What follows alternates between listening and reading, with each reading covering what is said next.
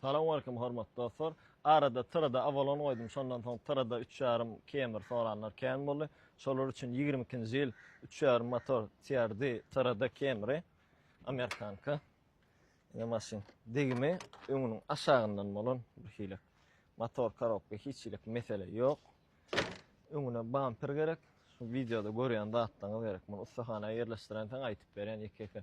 Öň labowy original kriçazyny soçaga şerine konteynerda çöküpdir. Onu özüne oňaryp bolýar. Insan renkine urmaly.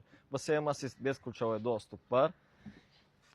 İçi gara koja bilen mata kombinirlen salon, ulu monitor, JBL akustika, klimat kontrol, 2 zonaly, multirul, adaptivni cruise kontrol, bezprovodny zaryad beren, eko normal sport, ana 1 kafe.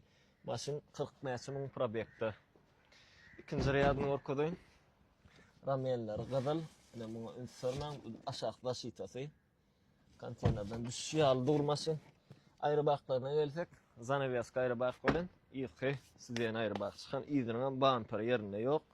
O zatdan tap dakyp berýär. Şu gapada teretmeli parok goýmaly, hadowoýlaryna teretmeli.